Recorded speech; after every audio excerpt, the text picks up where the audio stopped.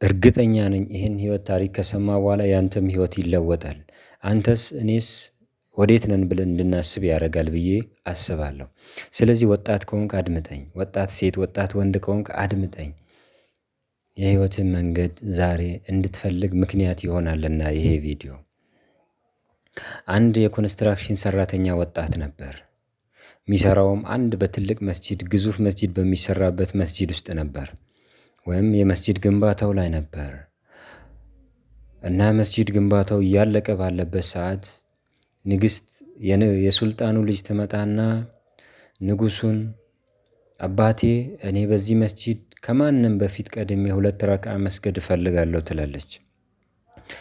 አባቷም የእሷን ሀሳብ ሰማና ሁሉም ሰራተኞች በመጨረሻው ሰዓት እንዲወጡ ያዛቸዋል። ካዘዛቸውም በኋላ ልጅት በአባት ፍቃድ ገብታ 2 ረክዓ ትሰግዳለች። ይሄ የኮንስትራክሽን ሰራተኛ የነበረው አንድ ወጣት ግን ሌሎች ሲወጡ አላየም ነበርና እሱ ዘግይቶ ነበር። በኋላ ላይ ሲወጣ እቺ ንግስት ወይም የንግስት ልጅ እየሰገደች ያያታል።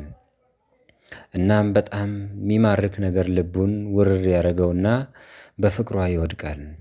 ከዛ በኋላ ስለዚች ልጅ እያሰበ ቀጥታ ወደ ቤቱ ይሄድና ለእናቱ የተፈጠረውን ነገር ይነግራታል። ለእናቱ ሲነግር አንተ እኮ አንድ ተራ የኮንስትራክሽን ሰራተኛ ነህ፣ እንዴት ነው የንጉስ ልጅ የምታፈቅረው? እንዴት ልታገባ ምናምን በማለት ትነግረዋለች። ልጁም ግን በጣም እንደወደዳትና እናቱ ሄዳ እንድትጠይቅ ይማጸናታል። እናት ግን አንተ እኮ ተራ የኮንስትራክሽን ሰራተኛ ነህ፣ እንዴት ነው የንጉስ ልጅ የምጠይቀው ብላ ትማጸነዋለች። ልጅ ግን ሁኔታዎች እየተቀያየሩ ፍቅሯ በጣም እየጨመረ ሲሄድ ልጁ አልመገብ፣ አልጠጣ፣ አልተኛ በማለት ያስቸግራታል።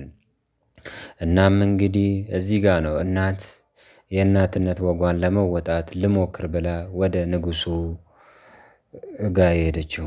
ንጉሱ ጋር ስትሄድ ጠባቂዎች አላስገባ ቢሏትም ልጄ ሊሞትብኝ ነው ብላ በመማፀን ሄዳ ያለውን ነገር ለንጉሱ በመንገር ንጉሱም ሂጂ ከልጅሽ ጋር ነይ በማለት ይመልሳታል። ከልጇ ጋር ስትመለስም ያለውን ነገር ሁሉ ይነግሩታል። ከነገሩትም በኋላ ንጉሱ ከሰማ በኋላ ቅድመ ሁኔታዎች ያስቀምጥለታል። አንተ በዚህ መስጂድ ሁሉም ሰው እሻ ሰግዶ ከወጣ በኋላ ከእሻ በኋላ አንተ ሌሊትን የምትሰግድ ከሆነ ለ40 ቀናት የምትሰግድ ከሆነ ልጄን እድርልሃለሁ በማለት ይስማማሉ። ልጁም ከህይወቴ አንድ እድል አገኘው በማለት በደስታ ይህንን ለመተግበር ይስማማል። እንግዲህ ከዚህ በኋላ ነው የልጁ ህይወት መለወጥ የጀመረው። ይሄ ልጅ የመጀመሪያ ቀን ገባ፣ 2ኛ ቀን ገባ፣ 3ኛ ቀን ገባ። ከዛ በኋላ ሁኔታው በሙሉ እየተስተካከለ ይሄዳል። ሁኔታው በሙሉ ከዱንያዊ ፍቅር ይልቅ ወደ አላህ መዋደድ ጋር እየተቀራረበ ወደ አላህ መቃረብ ይጀምራል። እናም እዚህ ጋር ነው ህይወቱ መለወጥ የሚጀምረው። ይህ ልጅ አሁን መመገብ፣ መብላት፣ ራሱን መንከባከብ ጀመረ።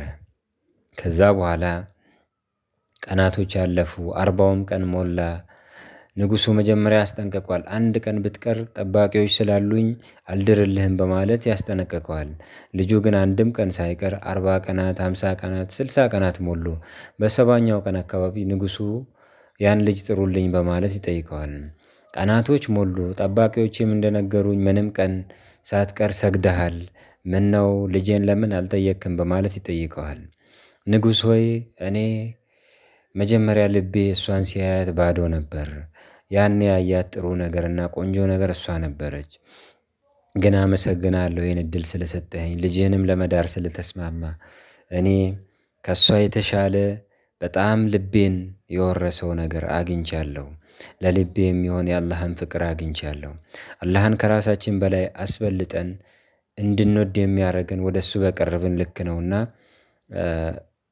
ይሄ ወጣት መጀመሪያ ልቡ ባዶ ነበር።